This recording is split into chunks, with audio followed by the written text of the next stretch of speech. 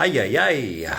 Hello, everyone. Welcome back to my sofa in beautiful Barcelona. Today, we're going to talk about ay. This is a big thing in Spanish. Ay. It's especially a big thing because there's a few words that sound similar. For example, if I were exclaiming, ay, ay, ay, like, mariachi singer or something, that would be a different thing. Today, I want to talk about ay as in there is or there are, the existential I. This comes from the verb haber, which is one of the most important verbs in Spanish. Probably doesn't get as much love as it should, but it's very important, haber. It's used in perfect tenses. If I said, ya he comido, that e there is a form of haber. Today, we're just going to talk about ay, which is the simple there is, there are form of haber.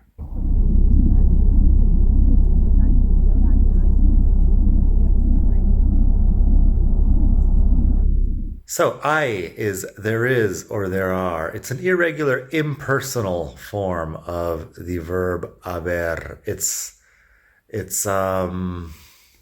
unusual, I would say, but it's the impersonal form. Just accept it. It's not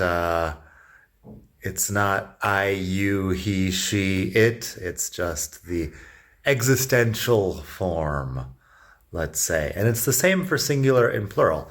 In English, we say there is one thing, there are two things, but in Spanish, it's just I, with a singular or with a plural. So I've got several examples. I think I've got 10 examples in the end here.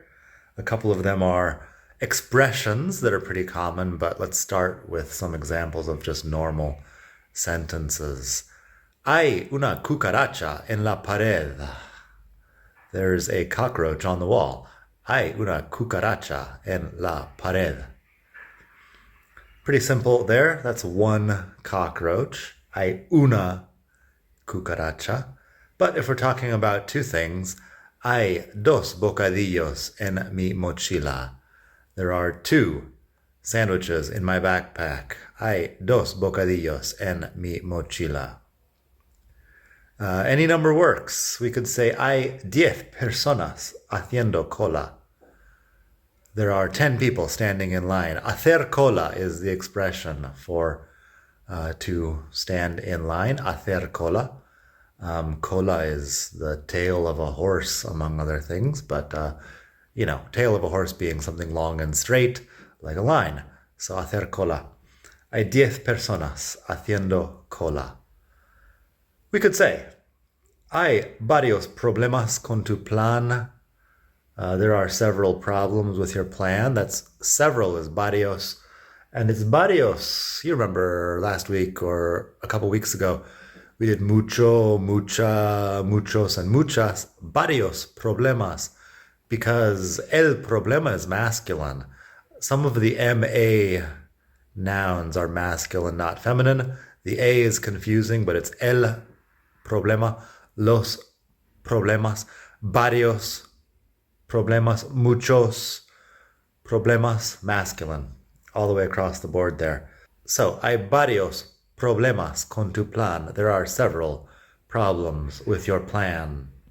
We could use any other sort of quantity. Hay mucha comida en la nevera. There's a lot of food in the fridge. Hay mucha comida en la nevera. Simple. Comida is feminine, so mucha comida. Hay un poco de dinero en el cajón. There is a little money in the drawer. Hay un poco de dinero en el cajón. Cajón is drawer, like something that contains various objects. Hay un poco de dinero en el cajón. So that's normal sentences with I for singular, for plural, for quantities, etc. There's also some expressions that are pretty common. Que hay is what's up. Que hay. It's just, it's how are you doing? What's going on? It doesn't have much literal meaning. I think it's short for que hay de nuevo, which is more specifically what's new. But it's just a greeting. Que hay de nuevo. Both of those work. There's the expression no hay de qué. No hay de qué is don't mention it. If somebody thanks you for something, you could say no hay de qué. I think this is a bit formal. I don't actually use it, but I've heard people say it. Literally what you're saying is there is nothing to thank me for. No hay de qué darme las gracias. I think that's the long form, but I've never heard anybody use the longer form. It's just no hay de qué.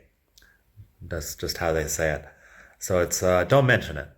It was nothing. No hay problema. There is no problem. No problem. Back in the day, Bart Simpson would say no problemo, which probably contributed to some people's confusion, including mine, about what grammatical gender the word problem in Spanish is. But yeah, no hay problema, no problem. Finally, a question. If you're asking about the existence or the presence of something in a shop, for example, if I go to the fish market and I say, hay sardinas, are there sardines? I'm asking if they have sardines. Hay sardinas. I guess you could ask something, that's plural, but you could ask in singular also if you wanted to. Hay salmón, hay pulpo. Is there octopus? Is there salmon? I with whatever. And it's just a simple question about the presence or existence of something. That's that. I hope you enjoyed this video. Low budget video production. It looks like my camera can't decide if I should be sort of a deathly yellow color or a healthy pink like I am right now. It keeps switching back and forth. It's a dark, cloudy day outside, so the lighting is not its usual brilliant self. Anyway, I hope you enjoy this.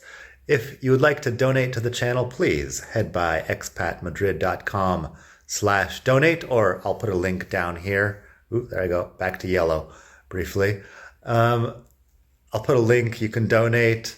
I promise I will not spend any money on improving the quality of the video production. I've tried a lot of things, and I can set up for an hour and the eventual quality will not be much better. So I'm going to continue doing low budget videos like this. I think the explanation is the more important thing rather than the setup. Head by expatmadrid.com for a lot of commentary on life in Spain. I'm currently writing about being inspected by the tax authorities. I'm going to soon be writing about the Camino de Santiago, the Way of St. James, this pilgrimage in the north of Spain. I'll also be writing about buying a house and getting a mortgage. That's quite a thing I'm involved in. And I've got a lot of things coming there. expatmadrid.com. Give me a like, subscribe to the channel, and have a great day. I'll see you soon. Bye.